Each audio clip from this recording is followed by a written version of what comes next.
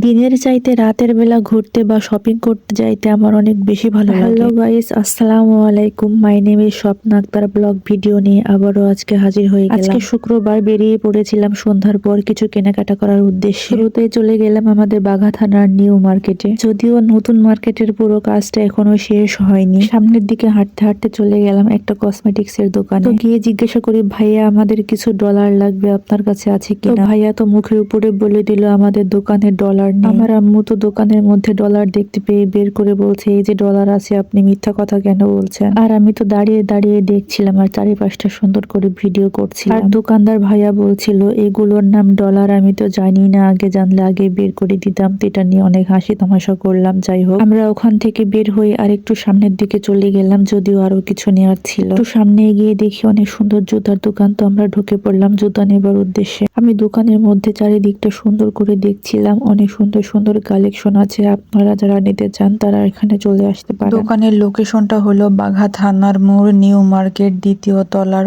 Opposite সাইডে। দোকানদার uncle একটা একটা করে আমাদের হিল বের করে করে দেখাচ্ছিল। হিলগুলো আমার অনেক পছন্দ হয়ে গেল। তো এটা আমার জন্য না, আমার আম্মুর জন্য নিচ্ছি। হিলগুলোর দাম আঙ্কেল একটু বেশি যাচ্ছিল, কারণ আঙ্কেল বুঝে গিয়েছিল যে এগুলো আমাদের অনেক পছন্দ হয়েছে। একটা জিনিস পছন্দ হয়ে গেলে দোকানদাররা দাম বাড়িয়ে দেয়, এটাই স্বাভাবিক।